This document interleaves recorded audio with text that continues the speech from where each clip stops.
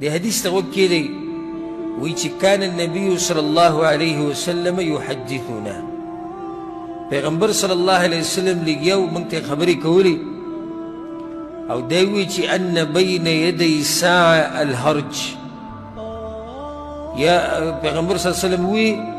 په دې خبرو کې چې د قیامت نه مخکې قیامت ته نږدې به هرج ډېر شي قیل وما الهرج تپوس شو د پیغمبر صلی الله علیه وسلم نه چې یا رسول الله د هرج څه ته وایي وایي الکذب والقتل دروغ به ډېر شي او قتل به عام شي قتل خلق به یو بل وجني نو هغه وایي اکثر مما نقتل الآن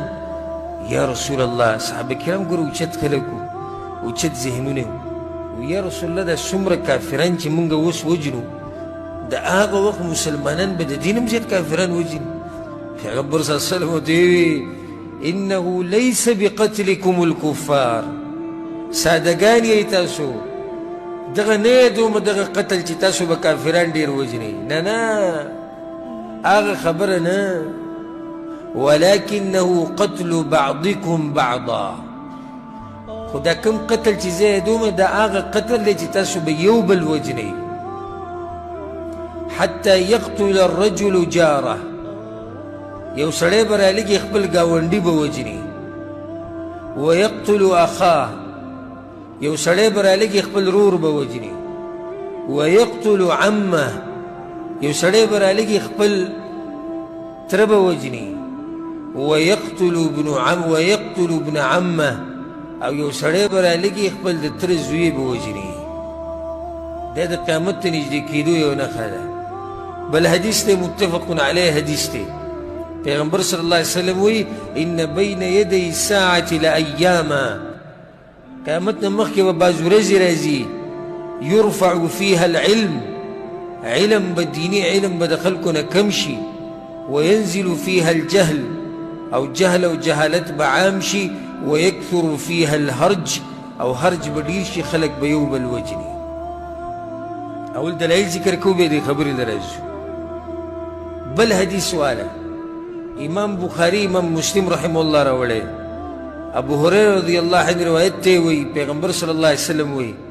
لا تقوم الساعه حتى يكثر الهرج وهو القتل قیامت ته هغه پورې نشي راتلی چې څو پورې دا نښه نه راغلي او هغه ده چې مسلمانان به په یو بل کې لګي یو بل به وجني یو حدیث کې دا راځي په صحیح مسلم کې ډېر ناشنا دی والذي نفسي بيده پیغمبر صلی الله علیه وسلم وی قسم می دی په هغه رب باندې د چا په لاس کې چې زما ساده لا تذهب الدنيا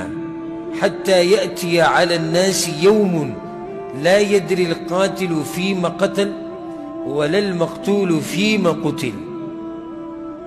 وی داسې وخت به راشي قیامت ته نږدې چې قاتل ته به دا پته نه وي چې زه دا سړی ولې وجنم او مقتول غریب ته به پته نه وي چې ما ولې وجني بیا پیغمبر صلی الله علیه وسلم په بل حدیث کې هم دا نښه ذکر کړې ده امام ابن ماجه رحمه الله راوړی دی او په هغې کې هم دا دي چې ویکثر فیها الهرج قیامت ته نږدې به داسې ورځې راشي چې قتل به عام شي هسې دې نښې ته وګوره موږ وایي دا هغه نښې دي چې راښکاره شوي دي دا کومې نښې دي راښکاره شوي دي دا راښکاره شوي ده که نه ده د هغه وخت نه د مسلمانانو په منځ کې جنګونه جنگ جمل مسلمانانو په منځ کې جنگ صفین د چا په منځ کې مسلمانانو په منځ کې واقعه د حره د مسلمانانو په منځ کې او بیا دې سره روانه ده اوس خو عامه خبره ده دا حدیث تاسو واورېدو ما چې تاسو وایئ د پیغمبر صلی الله علیه وسلم په نبوت به هم د ایمان ښه ډېر شي و یو سړی به رالګي خپل ګاونډي به وجني یو سړی به رالګي خپل تره به وجني یو سړی به رالګي د خپل تره زوی به وجني یو سړی به رالګي خپل رور به وجني دا عامه ده زمونږ د پښتنو په معاشره کې روزانه خبر نشر کېږي چې پلاني ځای کې یو سړی ووژلی شو پلاني ځای کې ډاکوانو سړی مړ کړو پلاني ځای کې په ځمکه باندې وران او 4 پکې مړه شو په روژه کې وي په واوره باندې وران شو نو 3 پکې مړه شو په څه په واوره باندې صرف په واوره باندې وران شو 3 پکې مړه شو دقه د پیغمبر صلی الله علیه وسلم پیشنګویي او دا پته هم نشته دا څوک چې وجني چې زه ولې وجنم اوس واوره او د واورې دا خبره څه د وجلو ده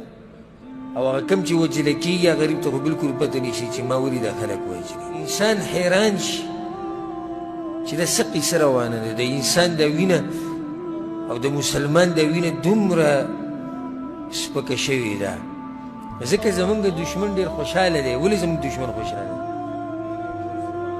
موږ یو بل وجنو موږ یو بل ختمو که باز پکې راپاسي د جهاد په نوم نو هغه وی د ټولو نه اول جهاد د مسلمانانو ملکونو خلاف پکار دی